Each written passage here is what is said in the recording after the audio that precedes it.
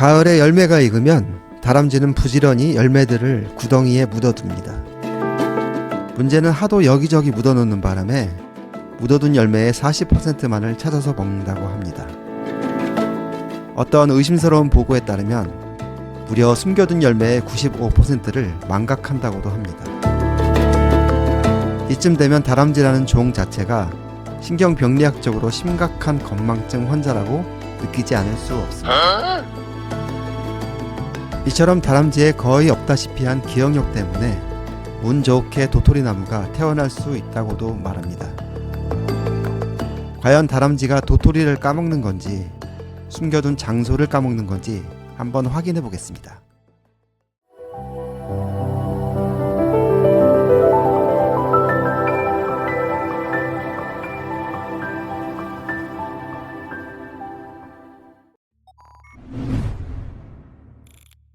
생명은 7개의 왕국과 3개의 부속 도서로 이루어진 세계입니다.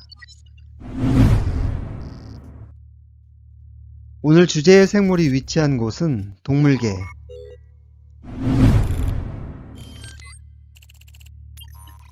척삭 동물문에 속합니다. 학명 코다타는 등줄기를 따라 존재하는 코드, 즉 척삭에서 유래한 말입니다. 주요 분류군을 모두 합하면 약 8만 1000종이 속합니다. 척삭동물 무리에는 우리가 잘 아는 어류, 양서, 파충류, 조류, 포유류를 포함하여 모두 13개의 그룹으로 이루어져 있습니다. 종수를 보면 뼈가 단단한 조기어류가 34,000종으로 가장 그 수가 많고 파충류, 조류, 양서류들도 다양한 종이 존재합니다. 인간이 포함된 포유류 역시 척삭동물의 한 분류군으로서 약 6,500종이 살고 있습니다. 포유류는 학명으로 맘말리아입니다. 맘말리아는 맘마, 즉 젖가슴에서 비롯된 단어죠. 포유류는 유선과 더불어 체표면에 털을 가졌고 온혈동물이라는 공통적인 특징을 가졌습니다. 오늘의 주인공은 쥐목, 다람쥐류의 동물입니다. 다람쥐류는 세계적으로 285종이 있고 한국에는 단 3종이 서식하고 있죠.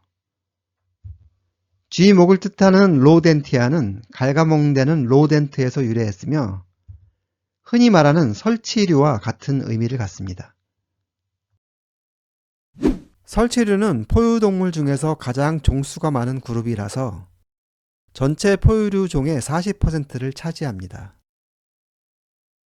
설치류의 독립적이고도 중요한 특징은 지속적으로 자라는 위아래 한 쌍씩의 앞니가 존재한다는 것이죠.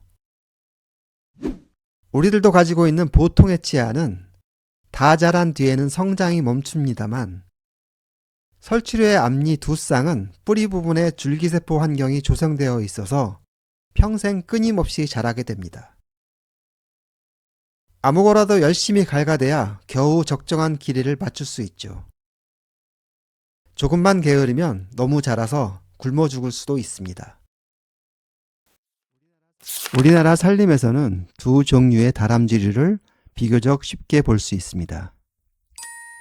천연기념물로 지정된 하늘다람쥐는 관찰이 쉽지 않죠. 다람쥐와 청설모의 모양은 얼핏 비슷해 보이기도 하지만 다른 점이 꽤나 많습니다. 우선 청설모의 꼬리가 더 길고 풍성합니다. 반대로 생각하는 분이 의외로 많더군요. 그리고 털빛이 달라서 다람쥐가 청설모보다는 훨씬 밝은 색을 띱니다. 청설모는 짙은 갈색에서 어두운 회색까지 개체별로 색깔이 다르기도 합니다. 무엇보다 다람쥐에게는 검은 줄무늬와 그 사이로 흰 털이 배치되어 있어서 귀여움을 더하죠. 또 다람쥐는 귀가 작고 짧은 털로 덮인 반면 청설모의 귀는 위로 길게 솟아 보이는데 귓등에 난 빳빳한 털이 길게 자라나기 때문입니다. 그리고 크기 차이가 꽤 납니다. 다람쥐에 비해 청설모의 크기가 훨씬 크죠.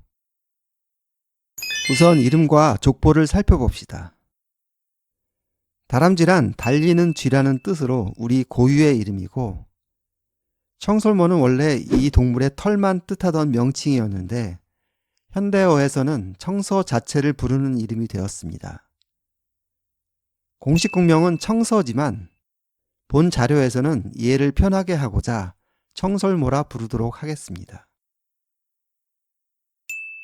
둘 다 설치류인 쥐목, 다람쥐과에 속하는 동물입니다.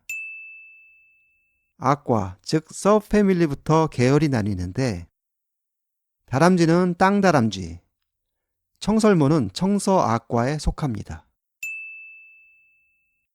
종명은 각각 유타미아스 시비리쿠스, 스키우러스 불가리스이고 영어권에서 부르는 보통 명칭은 다람쥐가 시베리안 침멍크, 청설모가 레드 스쿼럴입니다.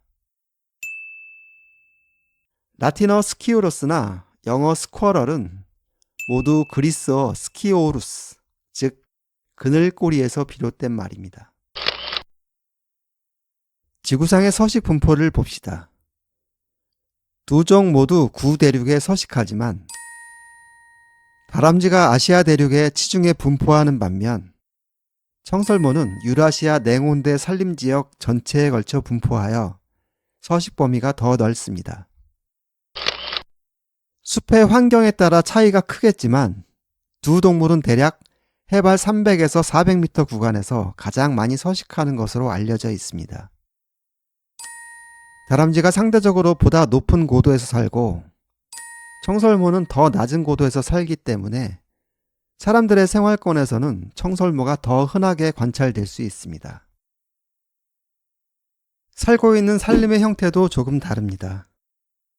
다람쥐는 참나무 같은 화렵수가 울창한 숲을 좋아하는 반면 청설모는 소나무처럼 침엽수가 가득한 숲을 더 좋아합니다. 숲 속에서의 주요 활동 공간도 차이를 보이는데 다람쥐는 대부분의 생활을 땅 위에서 활동하며 먹이들도 대체로 땅 위에서 얻을 수 있는 것들입니다. 반면 청설모는 대부분의 시간을 나무 위에서 생활하면서 먹고 자며 먹이 활동과 열매 조장을 위해 잠시 땅에 내려오는 정도입니다. 따라서 다람쥐의 둥지는 땅 속에 마련되며 소형 설치류들이 그렇듯이 복잡한 굴 구조를 만들어냅니다. 반면 청설모는 까치집처럼 나무줄기 사이에 잔가지를 모아 만든 둥지를 짓고 삽니다. 추위에 대한 반응도 다릅니다. 다람쥐는 겨울잠을 자는 동물인데 이따금 배가 고프면 깨어나 저장된 먹이를 먹고 배설도 합니다. 반면 청설모는 겨울에도 아주 잘 돌아다닙니다. 그래서 한겨울에 다람쥐류의 동물을 봤다면 거의 청설모일 것입니다. 겨울이 다가오면 털이 풍성해져서 더 동글동글하게 보이죠. 또 다람쥐는 몸에 비해 큼직한 볼주머니가 있는 반면 청설모에게는 없습니다. 두 종 모두 땅 속에 먹이를 저장하는데 볼주머니가 있는 다람쥐는 청설모보다 하나의 구덩이에 더 많은 음식을 저장하는 경향이 있습니다. 다람쥐와 청설모 모두 잡식성입니다. 흔히 견과류를 챙기는 모습에 익숙해져 있어서 다람쥐가 작은 벌레들을 먹는 모습을 보면 좀 기이해 보이기도 하죠. 이들이 먹는 것을 보면 지렁이, 버섯, 과일도 먹고 심지어 작은 새나 뱀을 잡아먹기도 합니다. 견과류가 적은 봄, 여름 계절엔 먹을 수 있는 것은 닥치는 대로 다 먹는 셈이죠. 하지만 겨울을 나기 위해서는 수확기에 높은 칼로리를 가진 열매를 부지런히 모아야 합니다. 견과류는 영양이 높을 뿐더러 땅속 저장에도 매우 특화된 먹이입니다. 게다가 이들 열매의 단단한 껍질은 설치류의 앞니가 아니면 깨기가 어렵죠. 땅에서 생활하는 다람쥐는 밤 도토리가 떨어지면 주워 모으고 청설모는 나무 위에서 익어가는 잣이나 가뭄비나무 열매를 능숙하게 수확합니다. 물론 이런 모든 견과류는 다람쥐나 청설모 할 것 없이 설치류의 공통적인 먹이입니다. 열매를 한 구덩이에 모으면 다른 동물들에게 발각되었을 때 모두 도난당할 것이므로 위험부담을 줄이기 위해 여러 군데 나눠서 저장합니다. 청설모는 겨울철 먹이의 20%를 남이 저장한 것을 훔쳐 먹는다고 합니다.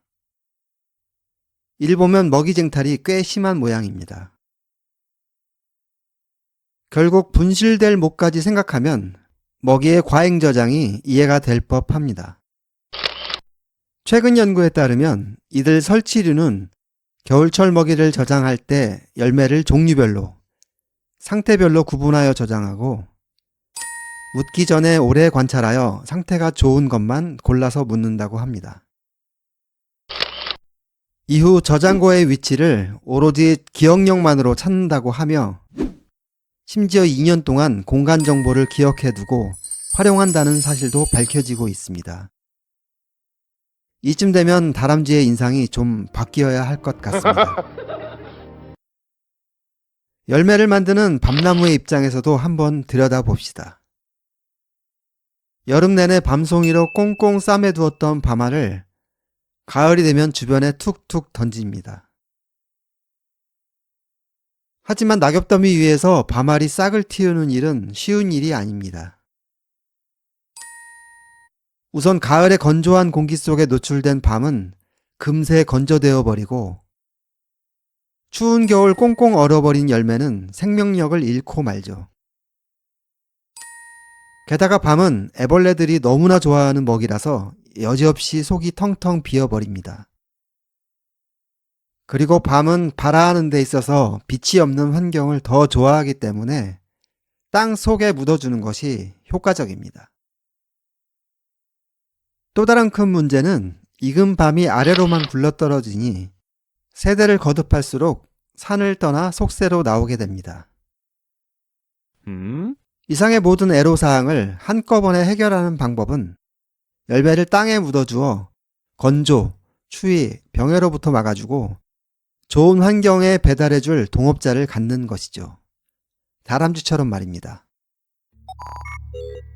지질시대의 연대기에 따르면 다람쥐와 밤나무는 만난 지 약 6천만 년쯤 된 사이입니다.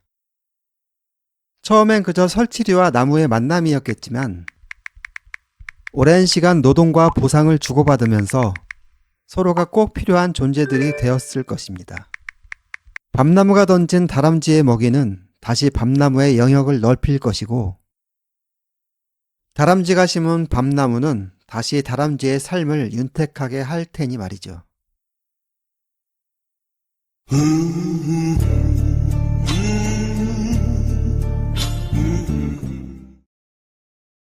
요약합니다.